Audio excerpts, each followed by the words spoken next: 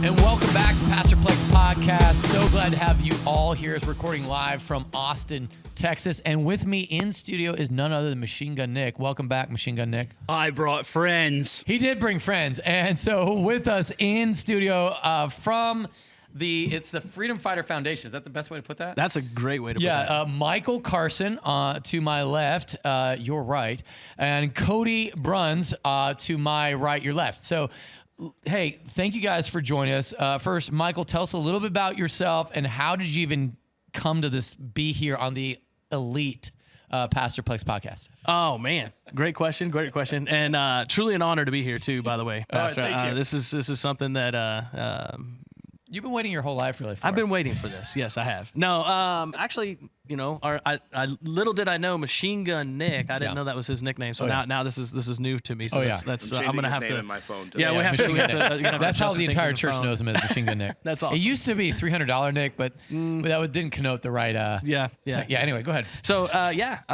National Outreach Director for the Freedom Fighter Foundation. Got here through Nick, Machine Gun Nick. He was able to bring me, tell me about the podcast and some things. How'd you meet him? Oh man, what a great question. Machine Gun Nick, I had actually, let me back up. So I had applied for the youth pastor position at City View Bible Church. Through Shepherd staff and kind of went on this trusted path that God had me on. Did not get hired on. Actually got eliminated as the final four. I was the last one out. Yeah, it was over. Yeah, it was done. So as I was kind of going through all of that, my pastor hit me up and he was like, "Hey, I think I see something greater in you of maybe being a church planter." So National Association, or not the National Association. Hill Country Bible Association. Association Hill Country Churches. There we go. Association of Hill Country Churches. They host a conference every year on church planting. And so I went to the church plant, and lo and behold, Mr. Machine Gun Nick was there. And so I was sitting kind of towards the back. He was a little bit more towards the front. I'm kind of in the front left. And as veterans, we have a tendency our training kicks in every now and then, and we start scanning the room, just checking, scoping things out. And so he turned and was scoping things out, and I was scoping him out, and he was like, huh. We were just... It was at that moment I'm like, I got to talk to this guy. Yeah. It was one of those feelings, Feelings. Like God's like, hey, go talk to this guy. And I thought, figured he's got to be a veteran too, but, who knows what's going to happen. And then we talk, and you give me a card, and then I call you, and then we start talking about this foundation and, how it helps veterans out. And I'm like, whoa, what? Yeah. And I was like, might not hurt, I got a few things I'm working on, so. Well, I love that. Okay, so that's kind of how we met. That was the beginning. All right, so how does Cody fit into this? How did you become the third wheel? Third wheel. That's pretty much how I've been described my whole life. So I just recently moved to the Austin area about 5-6 months ago now. Oh, nice. From Arizona. Yeah. So I didn't. You're not from California. Thank you. I did not. My wife did, but I found. Hold on, I found the one non-liberal crazy person.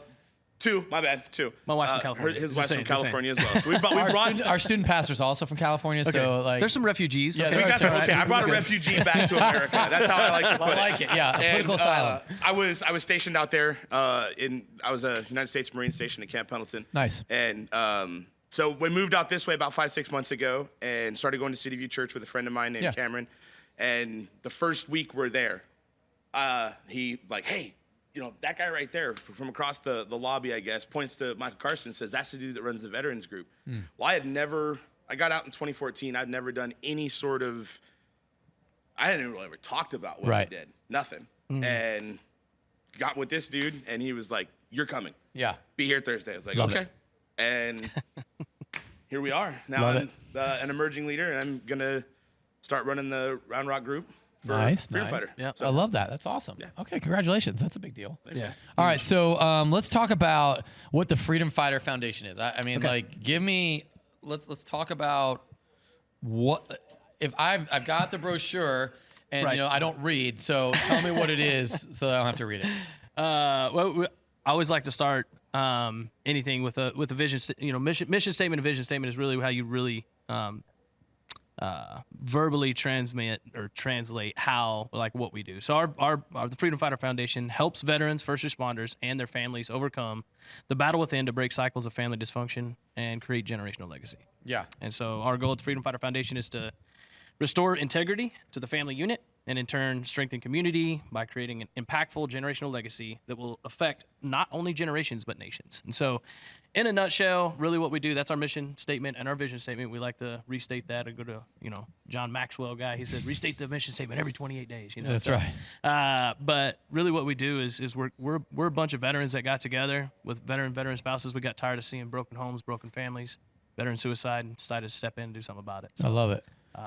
We offer Christ-centered solutions for trauma, and we don't hesitate in any way, shape, or form to know that it is Christ who heals, and that's really what we do. So we create environments for God to come in and be a healer. Okay, so let's talk about just restoring identity to veterans, and the integrity of the whole family by using Christ-centered discipleship. How do you do? Like, talk to me when you have a vision for a man and his family specifically. I know there's obviously women veterans too, but like, I'm a man right now. Okay. Like, talk to me about how you do that, or how someone could do that.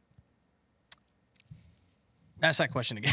So how do you restore identity to a veteran? Restoring identity. Okay. So, it's really, it has to do with, we do what we call an identity exchange a lot of times, which is, basically just bringing Jesus in the room. But there's a whole lot that goes into this, man. This is a very heavy topic as far as, like, how do you take a veteran and say, hey, you're no longer a combat veteran who's struggling with PTSD. You're a son of the Most High King. Yeah.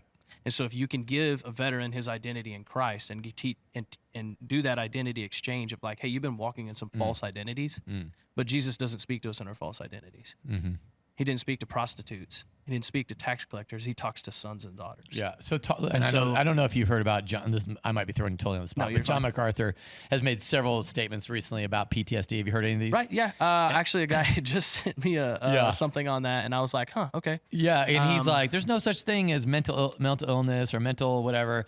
And so then when he got pushed to shove, he would say, well, if it is, it would be just called grief, which I'm semantics there, buddy. I mean, like, why do we need to make I think some people say shocking things just to say shocking things, although his point was that the whole mental health thing was just a way to get up the pharmaceuticals for drugs and whatnot. But I think we can kind of look at it let's just call it grief for a second. Okay. What can we do as Christians to help process that grief? Absolutely. When you've seen your buddy have his face blown off, or you've picked up body parts of the enemy or friendlies, or you've engaged in some stuff where death and harrowing adventure, and you've made some mistakes where you shot when you shouldn't have shot, or you thought you were doing the right thing, and then over the years your collective memory comes back and you're like, and you replay that moment and you're like, should I have pulled that trigger? I pulled the trigger, and I feel bad about pulling the trigger. Yeah. And I think that's where a lot of us go. I'm a veteran 04-05 from Iraq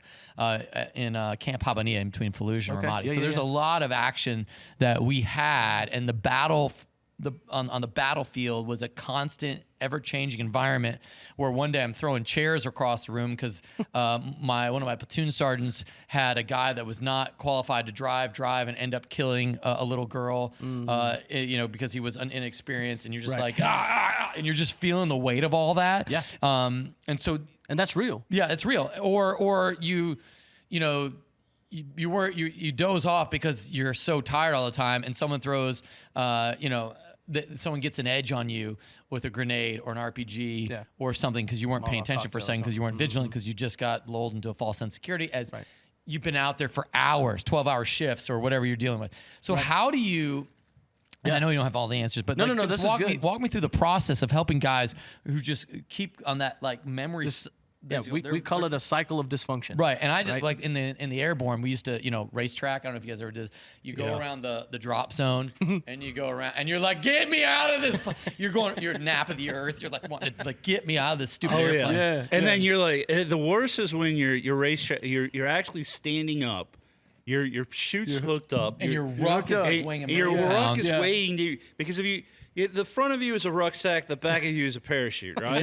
You're just like, and then you're like and it's going back and forth and side to side and a little ups, downs, and you're just like, it's like you're surfing, and the whole time you're holding on. My hands up here because I'm holding on to the invisible static line that's in my mind. That's like, oh, if I got to keep control of this, something bad's gonna happen.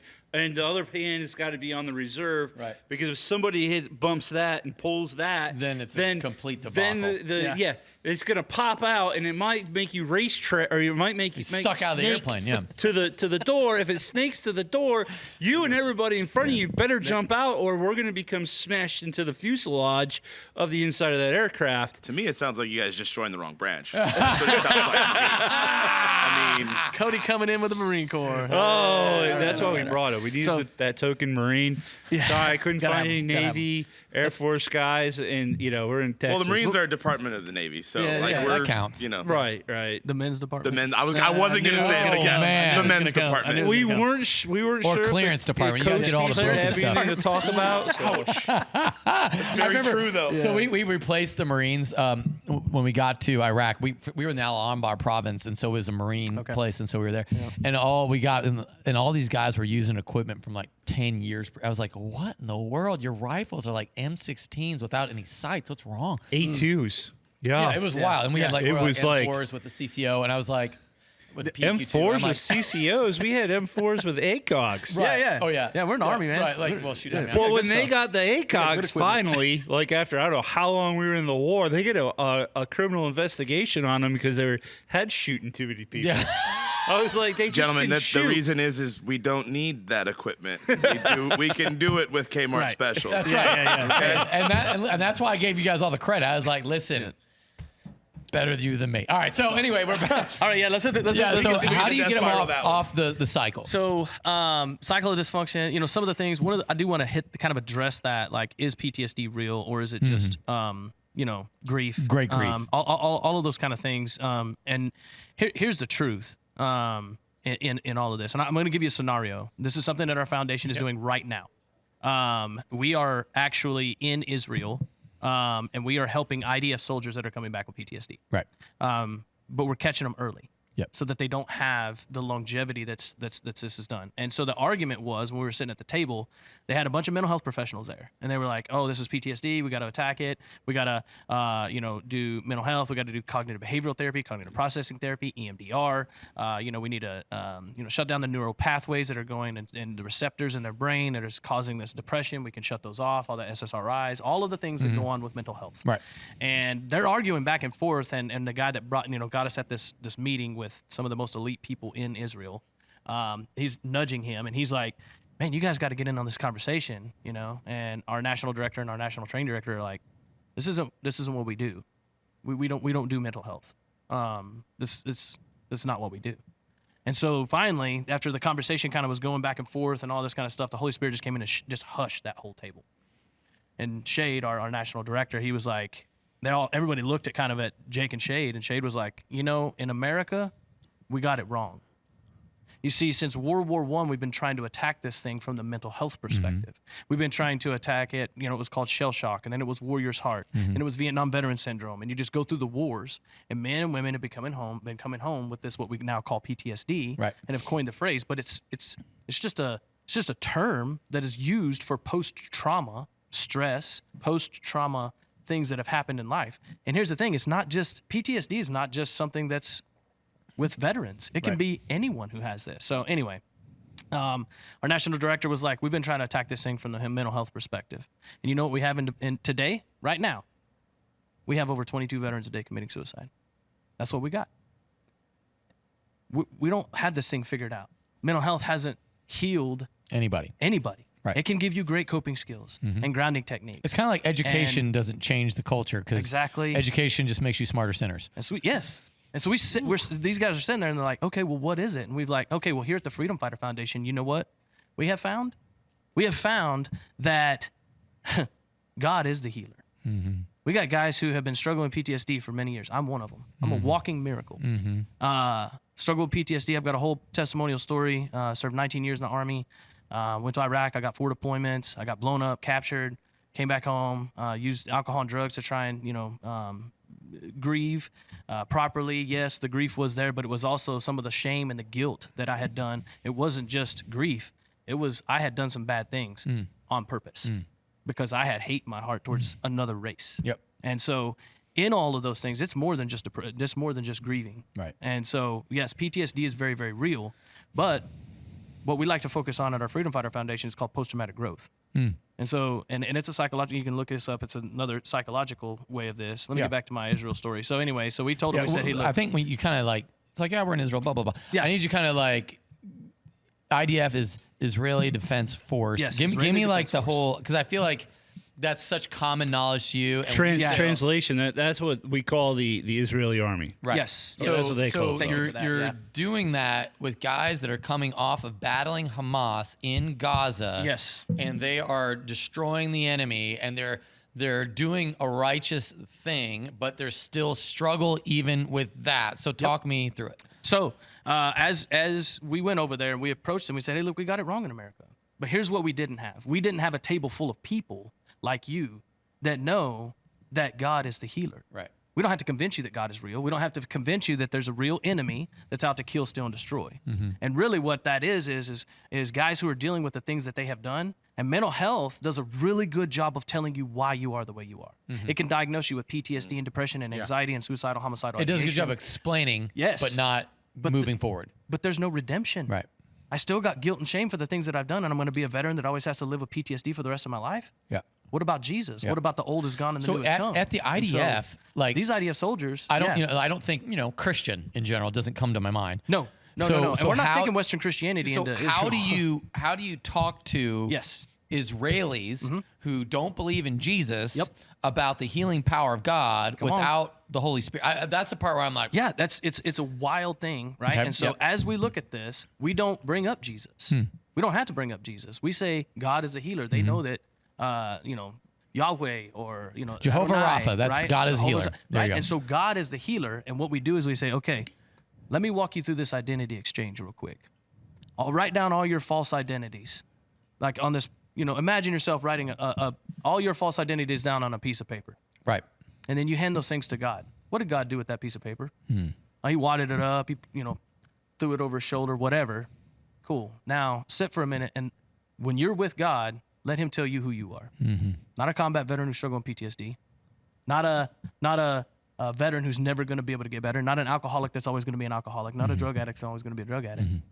But a son. Yeah. That's who you are. And those bad things did happen to you, and I'm real sorry about that. And there's a lot of guys out there and gals out there that need to hear this. I'm sorry that those bad things happened, but if you're going to continue to live in your past, God doesn't say we should live in our past. He says things of present and things to come, not past. And so when we do that identity exchange with these guys, we've watched Muslims, we've watched different religions, we've watched all these things actually come out of and actually turn to Christianity in some ways, but we're not over there trying to make converts to Christianity.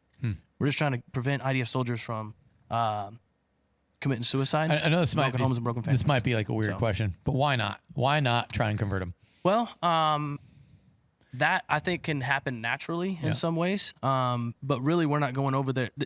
You have to understand something. Here in America, yes, it would make sense in a Western Christianity culture to go over there and try and take our culture over there. But if you try to take Western Christianity into Israel, they're going to kick you out. You're not going to have any luck with that, right? Yeah. And we're not really there to teach them about Western Christianity. What Right, we're but there what about to do, Eastern Christian? I mean, I guess what or I'm saying Eastern is like Christianity or any Eastern kind of Christianity, Yeah, like why really in general. why not Jesus? And it That's a might great- be that's a great just question. because like they're Jews, so they're gonna reject Jesus. Yeah, you have Messianic Jews, you have all kinds of different religions there. And so what is our purpose there is to help is to break cycles of family dysfunction and establish generational legacy within these veterans. We don't want those veterans going and getting broken homes and broken families and committing suicide. So I guess That's what we're you're there saying for. is like it might not necessarily be the goal specifically when you're talking about taking to Israel. Right. But what about talking about people who are here in America? Yeah. Talk to me about that and like. So in America, yes, 100%. So I want to like cover a couple of the problems. And the majority of Americans, are acutely aware of the physical, mental, and spiritual struggles that, our nation's veterans are struggling with, right? And so with that, the political climate, the economic system, the quote unquote cancel culture, those are all not helping in any of those areas. Talk to me about, what do you mean? So like the current political climate doesn't help veterans. So, is that we're all this would be seen a as hot terrorists? topic right here, boy. Yeah. I'm about to get famous real quick. We're But, gonna touch on some things so, here. I mean, where do you want us to begin? Yeah. We're supposedly the next terrorists that are homegrown terrorists in this country, and then you got the other, like we've always been called, what, baby killers by the Vietnam hippies? veteran era. Yeah, That's a big one for Yeah, and now Well, and it's not something that ever really went away. I mean, I know personally, I've had that conversation. I've been called those things by people I went to high school with. Yeah. You know, guys who knew me my whole life, and it's like, well, hold on a second. How can we? So, and I don't want to be like short or like glib, but isn't there a point, like this is where most men would say, grow a pair. People are going to talk about you all the time. But talk to me about how that affects you as a guy that's been in combat. And you would think that words, I mean, like seriously, what do you? I think I'd rather have you shoot at me than say bad things to me. Really? I mean, Okay. Talk to and me about not that. like. There's a difference when you're talking about Because like. it sounds like liberal leftist tears. It Like, does, I mean, and I just want to completely be like, are we understand. crying like the left now? What happened? No, not at all. I think it goes back to the idea, you know, that like nobody wants to have those things said about them. Yeah. Not only on top of the fact that, you know, we went out and did some of the hardest, most difficult things that Sure. human beings will ever have to do. We went to war. Right. Yeah. Right. At the end of the day, there's not much more past that you can do that damages not only yourself but everyone around you. Yeah. Why do I want to come back and have to relive all of those, like you said, those mistakes Right. that do happen in Right. war? Absolutely. Yep. But then to be From lashed people who out don't on know. them. Right. Exactly. If any one of you three gentlemen said one of those things to me, it like okay, we joke around about it. But someone who has no idea and has never been there and doesn't do that, and then they bring that kind of stuff up, you're like, I'm going to smash you. man, you are touching on a Right. very sensitive subject. Right. I mean, Go ahead. Machine Machine gun about to Machine gun blow about up. to pop off. before I smashed him, my comeback was like, well, the baby was alive when I threw it in the well. Oh, gosh. You know, This is what this is. and it, by no means do I He's say supposed that to be coming to my anymore. groups. Yeah, that's We're working on. I'm gonna dragging is him like- myself. But Why I mean, would you say that? I mean, It's a that process. It's a defuse process. the situation. Either they're gonna back the heck up, all right, and it is a horrible thing to say, and I'll claim that, I'll own it. But they're either gonna back up before I smash them in the face, because that's where we're going. right. You come at me, And this like is that. this is the anger that we're talking about. Yeah. This is This what's is what always comes bubbling right at the surface of veterans. And I think because I think when non-veterans hear that, they're just aghast. They're like, why would you? And they don't know the reality of the darkness of the heart that's right under the surface that is around people that you see every single day, and they're this far away from just driving their car off a bridge or smashing their car into you. And I think that's the part where sometimes that's what the domestic terrorism label comes from, is because all of this anger is pent up in serving the one country where you have people putting their life on the line for people that are then mocking them at the same time, which is part of the American Constitution. But anyway, so walk me through that. So I love where each one of those conversations actually went, right? And so when I say the government and cancel culture and all this kind of stuff, like the things that I'm talking about in this is like what society has tried to do. Yeah. So I told you, all the stuff that I had walked through, when I got back from combat, first tour, Iraq with 506, it was 3 months later, I walked into my best friend hanging in his closet, right? Because of this underlying stuff that wasn't taken care of, right? 506, like Curry? Where were we at? 0506, Talil, all the way up Oh, from 82nd. Yeah. Oh, okay, cool. Again, wrong So, branch. Yeah. No, that's all good. All up and down West Sergeant. Come Yeah, on. yeah. Man. you I know don't what I'm talking got about. 506 and 82nd. Yeah, the 506 parachute infantry. Right? 504, 505, 506. 506. No. I'm first. The 506. 508 was there. 506 was, I thought, 101st. That's Korea. Yeah, or Korea. Well, because it's the Rakasans. Yeah. In two battalions were in Campbell, and I was the one. We didn't have any 506. Anyway, in doesn't Bragg. matter. Go on. Just going. There we go. You guys is We'll get that. really... We'll get that part figured out later on. So with all of that, when that happened to me, I blamed myself. There was a lot of things that happened after that. I ended up jumping on another deployment, went over to Kosovo, got a whole mess over there. I got the worst firefighter I've been in. It's supposed to be a peacekeeping mission. Ended up getting blown up, captured, In rescued. Kosovo. In Kosovo. Well, I was actually in Serbia, but Yeah. just north. But when I got back off of that, and there's a whole bunch of crazy, awesome veteran stories that we could tell into that. But what I'm saying is when I got back from that, like I was different. I was changed. Each time it changed me. It changed who I was. I became something different. I had a different identity. I had a different way of dealing with things. But my deal was I grew up on a farm and a ranch in Bovina, Texas. And in the military, you suck it up and drive on. You drink water and drive on. And you better pull yourself up by your bootstraps and be a man. You ain't got time to deal with that stuff. You lost your best friend, take it out on the enemy. And this is stuff I get taught. And so that's all I know to do. But like you were just talking about, there's something boiling right at the surface. And all it takes is a bunch of those things. It's like a pressure cooker. And once it goes off, and it usually goes off on the wrong person, that's what happened to me. It went off on the wrong person. I ended up with, right now on my record, I have a DWI, public intoxication, terroristic threat against a family, and harassment charges. That's what I ended up with in an inpatient facility, getting treated for PTSD, and they were telling me, here's a bunch of medication and a bunch of coping skills. Sorry about your bad luck. That's where I ended up. And it wasn't until I got into another inpatient facility for about 10 months that I found Jesus. Jesus came in, started to change how I looked at things. I just got off a lot of medication, but the problem was I was still under spiritual oppression. I get out from that, and then once I get out from there, it was 3 weeks. I ended up getting with a girl, having sex outside of marriage, got right back into drinking, and almost got another terroristic threat on her. Why did all that happen? I had Jesus. I was reading the Bible. I was doing all this stuff. Like, what's going on here? I had my combat trauma healing manual. I dealt with all this stuff, but there was still spiritual oppression inside of me. I hadn't been completely, truly set free yet. Right? And what I found also was there was a gap.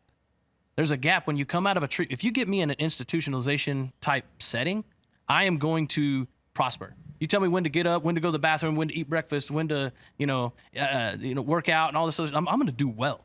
Give me a mission and I'll go accomplish this thing. Why? Because I've been doing it for the last 20 years in the Army. Right. I operate well in that. When you get me outside that environment, I don't operate well.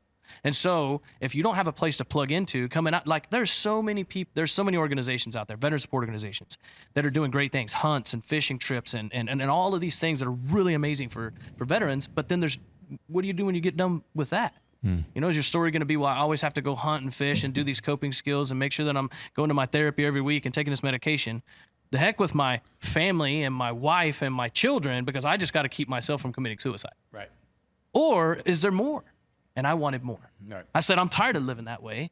And so I saw that there was a gap and a problem. And I said, I want to start running peer support groups. I got a hold of some people. Next thing you know, Freedom Fighter Foundation is birthed.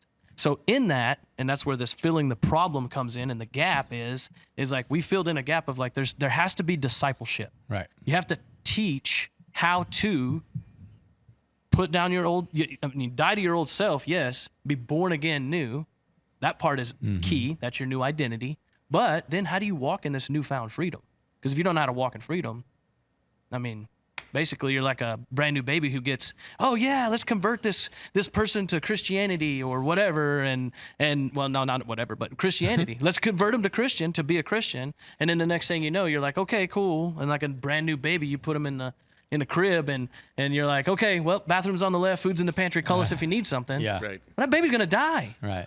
So there needed to be discipleship. So Freedom Fighter Foundation was birthed to do that. And not to just affect the veteran, but the whole family unit. Because guess what? When we came home, we probably put our wives and spouses through some stuff. Yeah. And our kids. And they saw a different version of us. And maybe moms and dads that were like, man, you were such a kind young man. And then when you went to war and came home, you changed and you were different. Right. All of that stuff. So in all of that, our political system says Jesus can't come in here. Now, let me fast forward to where I ended up going and speaking for Judge Barker with the Williamson County Veterans Treatment Court. I became her mentor coordinator for about 2 years, trying to bring Christ into the courtroom. And they're like, how did you change? Let me see. And I'm like, you're not going to like my answer.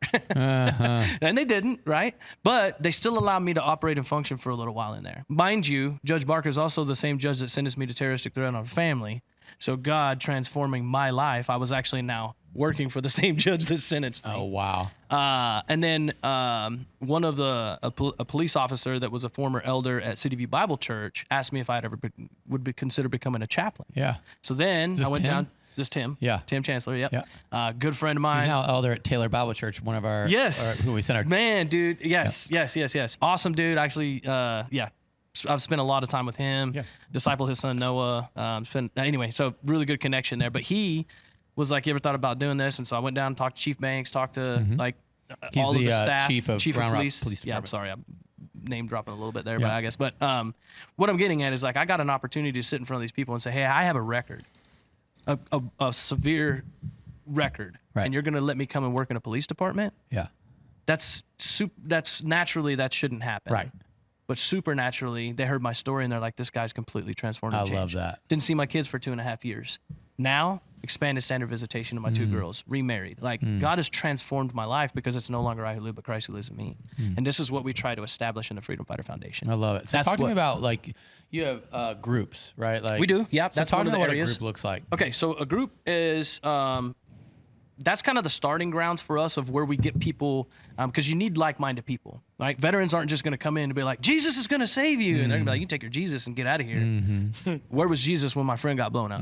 Where was God when my marriage dissolved? Where was God? You can take your God and stick it up your rear end, basically, right? And so you can't just start with that. So, but when you come in and share a like-minded story of like, man, I was in Iraq, man. Yeah. And then you start sharing these stories like, okay, what do you have? I want what you have. There's something there. Oh, come to our group. And so we work out of what's called a combat trauma healing manual. It's from crew ministry. All of our facilitators, like Cody Bruns over here, he's the up and coming emerging leader. And he's going to be one of the facilitators there that runs the group.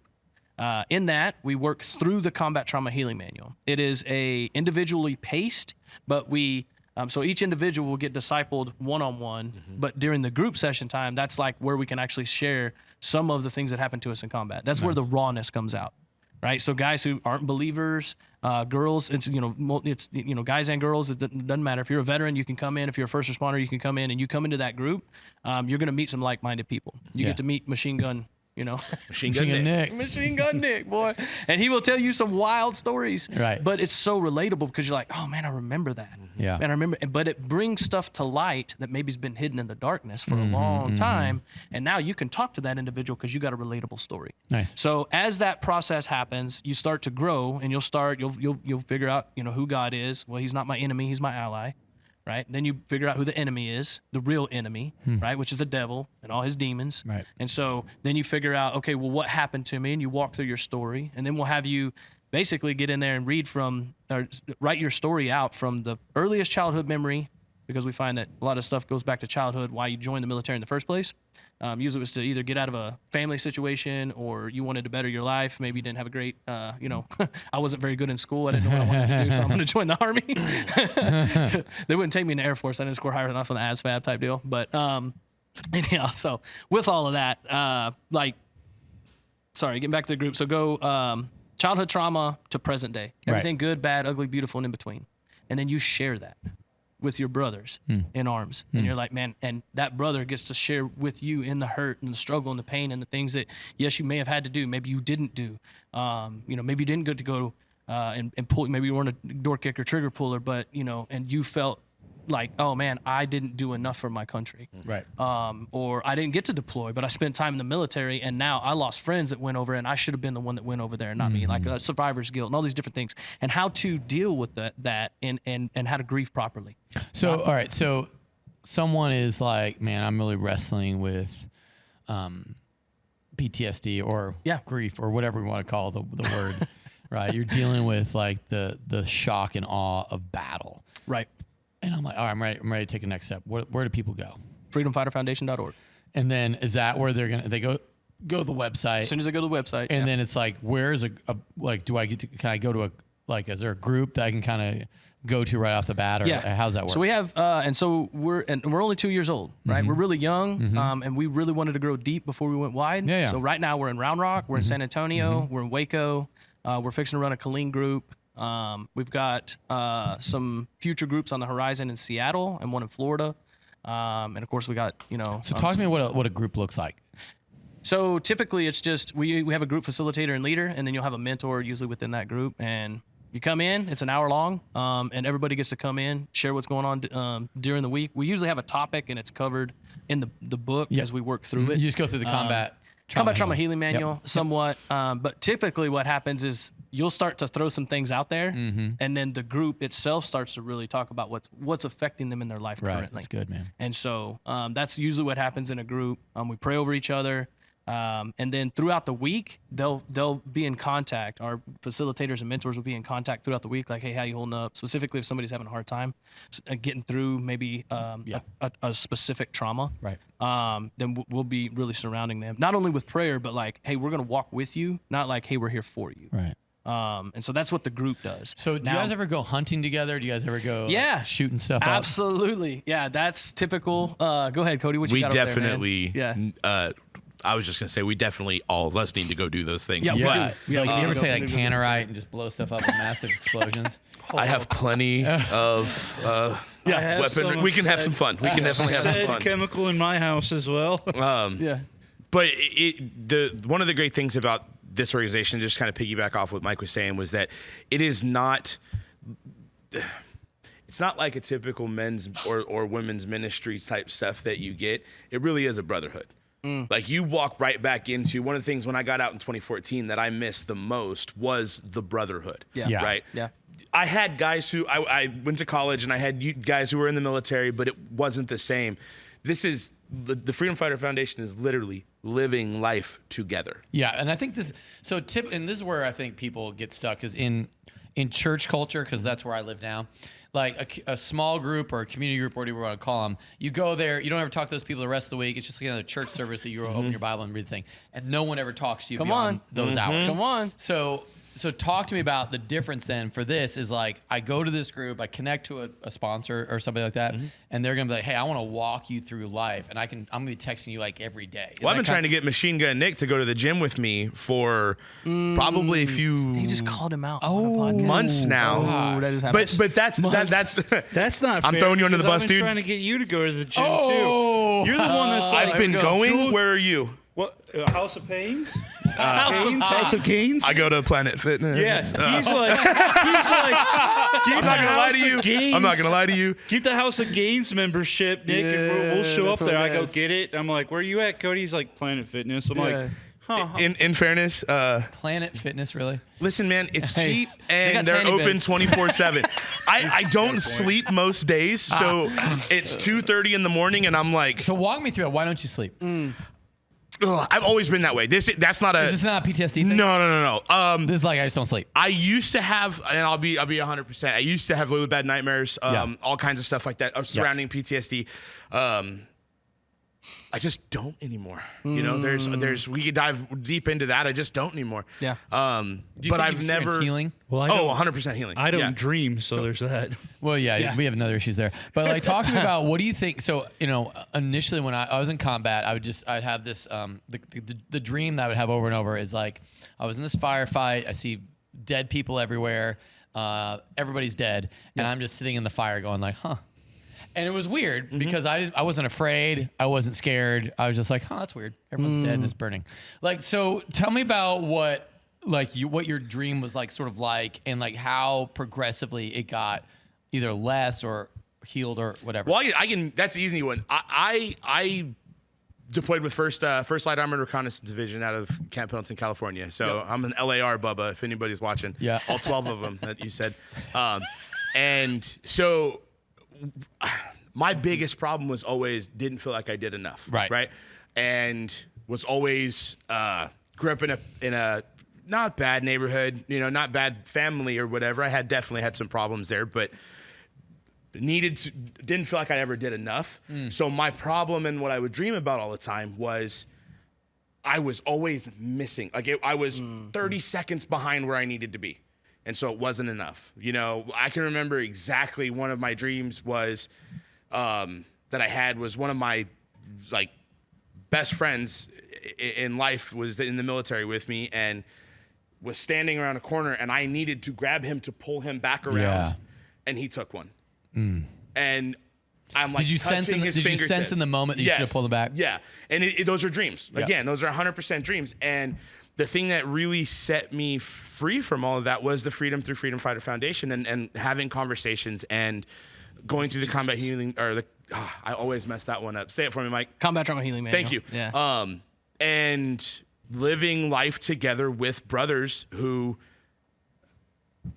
are like-minded, and we're always trying to push each other back towards Christ. No matter what we're doing, no matter what it is, we're pushing each other back towards Christ because that's the healer. You can't fit I use this analogy with everybody, but you can't fit a square peg in a circle hole, right? We all hear that in the military. Well, a lot of times what we're doing as veterans are trying to beat something into that Jesus-sized hole in our heart with, we're trying to push pills. We're trying to push alcohol. We're trying to push, I know one of my big things was buying guns. Like all of those things, trying to push it into a spot that only Christ can heal. Yeah, that's good. I think for me, when I was in combat, one of the things that really, really I struggled with is I sent a squad. So we had a bomb go off. I remember exactly where it was. I had, do you guys remember the Crow? Did you guys ever use a Crow? Yeah. It's like a remote control 50 cal. And we didn't have those. We had just gotten it. we didn't have those. Like we were like, we still had World War II Maudeuses. Yeah, gentlemen, right. Hey, listen, it's still a Maudeuse. All right. Anyway, so it was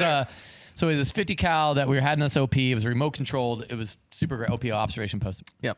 We were working on it in the Tactical Operations Center, and a bomb really goes good at off. that. And the bomb was like bombs went off all the time. So I looked over my RTO, radio telephone operator. I go, hey, Murphy, what happened? And he's on the radio. He's like, hey, there's an IED at the the 523 Improvised explosive device. What's that? Yeah, thank you. Yeah, and I was like, I got nothing. And I remember I was like, oh gosh, it was right near the cemetery. We'd been hit there before, and I was like, we're about to get replaced by the Pennsylvania National Guard. It could be their problem.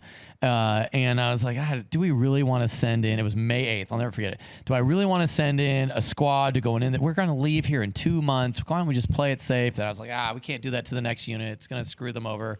And I remember just like, okay. I remember the lieutenant's name was Jason. I was like, hey, man, go look for line of sight onto the area where the bomb went off. There's probably someone with a video camera once because Al Jazeera, you get paid as a terrorist by Al Jazeera to get footage of Americans dying. So that was sort of like the glory for them.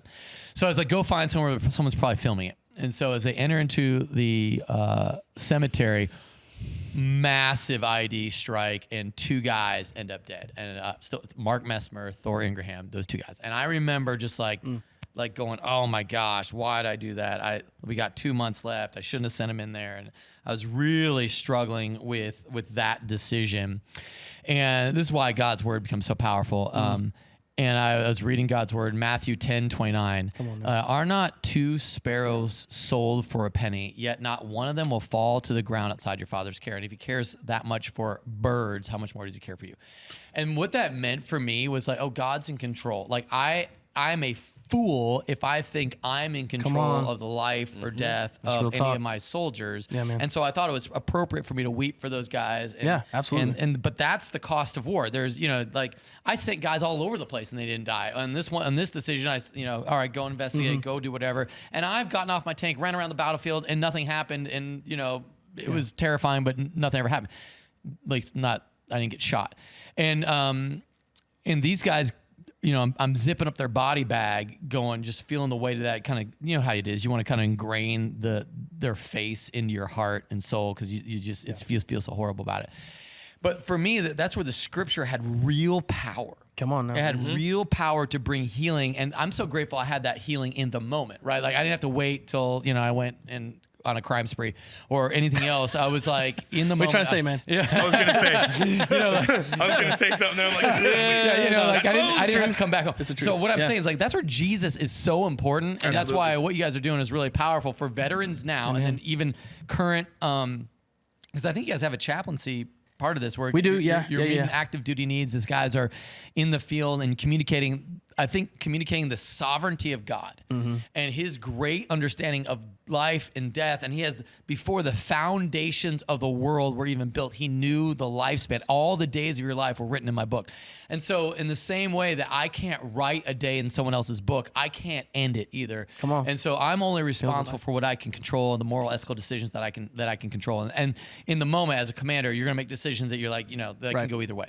And so that for me became a really powerful way to sort of move past some of the trauma, I guess, of that moment, is understanding God's sovereignty of grace in it for me, as well as for those guys. And I don't know how, their families, Thor's family and Mark's family, I feel always like sort of terrible for that, because they had to, the consequence of that decision in that moment on May 8th of 2005 is something that they're having to live with even today. And so I understand the greatness and the gravity of that, but I feel like what I need, if you're a soldier, you're a Marine, you're a combat veteran, what you need to understand, I think sometimes, is that even in your mistakes, God is sovereign over that nothing that happened in your life was outside of the bounds of God's sovereign hand. Even in your most cruel and evil, that you knew you were evil, you didn't care, and you were going to the darkness.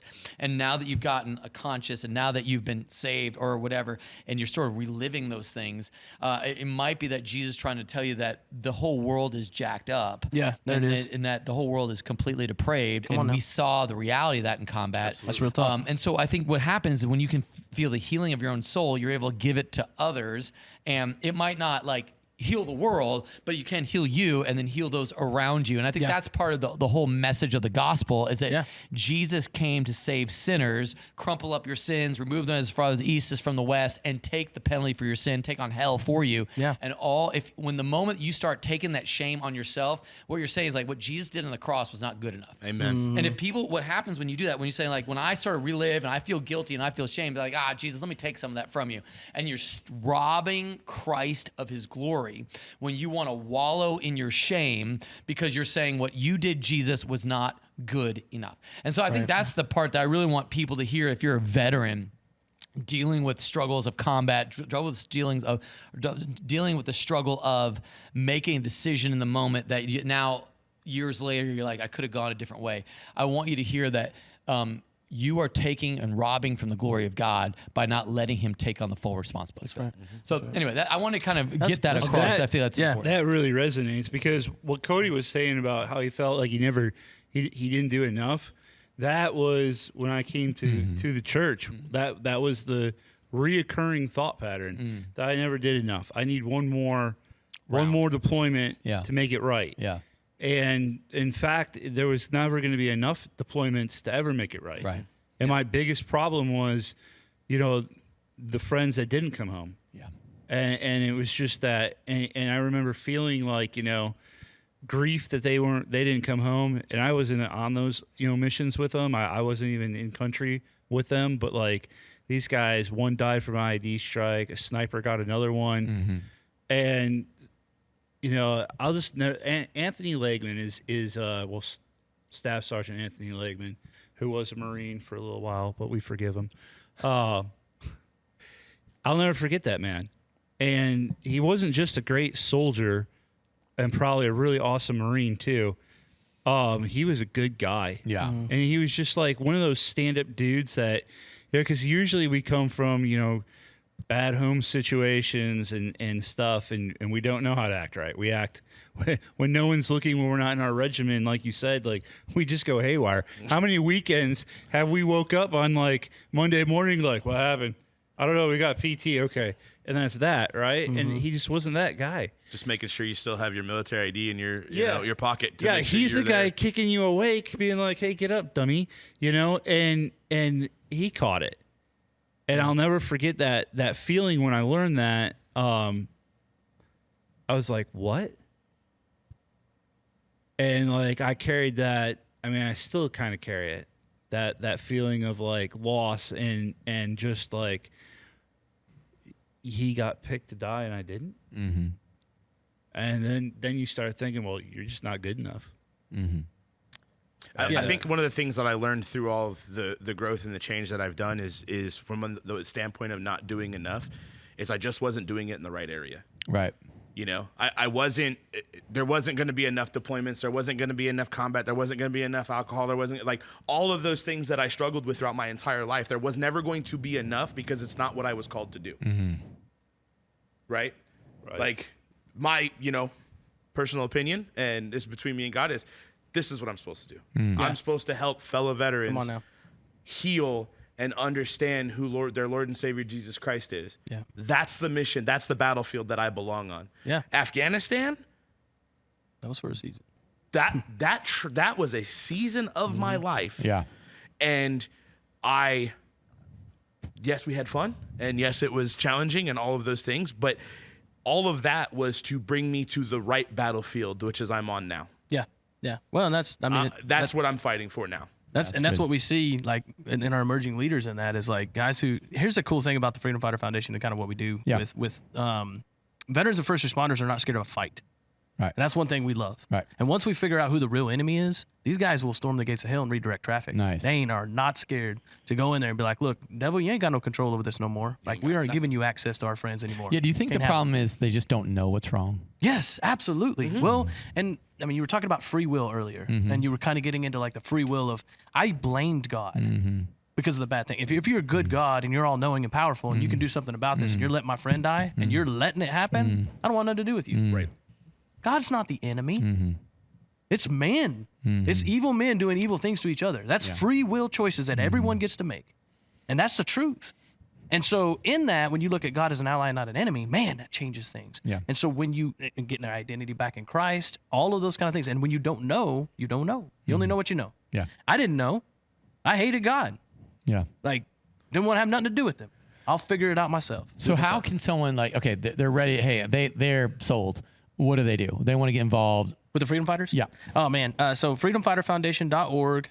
There's going to be a link in there where you just say connect to us. When you put your name in there, it'll automatically send an email to our higher echelon. I don't know if you want to call them, but higher echelons. Yeah, our higher echelons. They'll be able to coordinate. That's above my pay grade. S4 shop. S shop. Yeah. S shop. It'll hit the S shop and it'll get back to us. No, it'll go to national director, national outreach director, which is myself, and then our national training director. All will get an email, and within 24 hours we'll respond to you. And what we'll do is we'll call and get you connected. Now, if you can't make an in-person like group, we have other things that happen too. Cool. We got freedom conferences, we got marriage tune-ups, we got hunting trips, fishing trips. Like we've. Do you have a hunting trip coming up like this year? Or? I think they're all full for this year. Wow, all full. All full. Just missed the cut. So missed the cut. But next year is, and so if you get me information, let me know. I'll connect you in. It's actually a partnered ministry called Patriot Outfitter. Nice. We also get with Legacy Outfitters, another one that we use. Both of those are Christ-centered, and what they do is they take you on this hunt. And I mean, some of our guys just got back from a lifetime hunt. They shot an Axis, gave them a shoulder mount, and all they do is and you get to keep the meat, it's pretty good. But the deal about it is it's not even about that. Right. You get a whole lot of Jesus, and the hunt ain't bad. Nice. Yeah. And then that's what happens, and these guys can speak to it because they've been on a hunt. I've been on one. Yeah. Were you? I've never been on one yet. I was on one last January, and it was a whole lot of Jesus, and the hunting was all right. Yeah. You know? I saw a deer. Yeah. I saw a deer. Saw a deer. I love it. And so, and those are the kind of organizations we really like to partner with too. Is like, guys who they want more Jesus. And so Heroes Below is another one. It's a scuba diving one, and all it is stress reduction, relaxation. But man, if you got back problems, from carrying around a rucksack and jumping out of airplanes and rappelling out of helicopters for a lot of years, Again, wrong branch, gentlemen. Wrong branch. We just march. That's what or we just do. walking around, huffing around with a 90-pound Mindlessly. rucksack and okay. So, but if you have those things and back injuries, knee injuries, right, it takes all the pressure off your back and knees. You're floating. You're blowing bubbles. It takes away all the outside noises. Man, what a great time to spend in prayer, right? And so that's another organization that we work with. We're getting ready to do a Living Water weekend down at Messiah Ranch in July. We got a couple of spots open, so if there's anybody interested in that, just hit me up on the. What's that? Living Water. Living Water weekend is going to be a scuba float. So nice. you'll dive. wow. You can bring your wife actually as well, wow. and so wife and or if you're single and that's fine. Come you on. can come. We'll have 3 days, and this isn't going to cost you anything. It's completely free. 3 days. How down- do people pay? How does it free? Okay. This gets into what we do as Freedom Fighter Foundation. So when people donate to our foundation, this is what those donations go to. So how do people donate? Go to the website, click on freedomfighterfoundation.org. Yes, sir. freedomfighterfoundation.org. Click on donate, and you can make a donation. That's one of the things where, I mean, that's high priority for us is being able to get donations in to be able to do these what missions. you're offering is a free service for guys that are really struggling and have served your country and that's why. Have gave us the freedoms that we are able to have here in the United States. And so we want to give those guys who have, been through a lot and paid a lot, and those families the opportunity now to have some freedom for themselves. Awesome. So. Well, hey, thanks so much, both you guys, for and of course, Machine Gun Nick. Yeah, Machine Gun Nick, man. Listen, we're a Pastor Plek's podcast. We talk about faith, culture, and everything in between. This is definitely one of those everything in between. Thanks for watching. If you got any questions, you can text us at 737-231-0605 or go to pastorplek.com. And we can bring these guys back. If you got any questions about what the Freedom Fighter Foundation does or how you can get involved, we would love to help you get connected. Listen, thanks so much for watching or listening. From our house to yours, have an awesome week of worship.